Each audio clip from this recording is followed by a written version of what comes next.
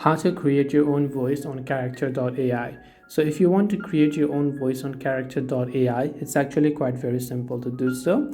Now you can mimic any character's voice if you have their audio or their recording, or you can choose to record a certain voice if you want to.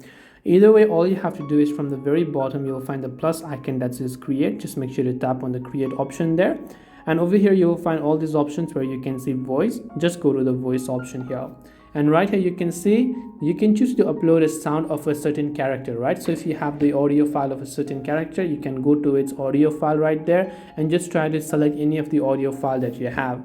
Otherwise, you can also choose to make your own recording while playing that audio. You can click on record sound, and from the bottom you can record it 3 to 15 seconds long and try to avoid the background noise as well. Then here you can just tap on the record option, and once you're done your recording, the AI will automatically mimic that voice for you next time onwards for a certain character. And this way you'll be able to create your own voice on Character.AI. Hope this video was really helpful. If you have got any more questions, feel free to also leave them down below. Thank you for watching till the very end of this tutorial, and as always, see you in the next video.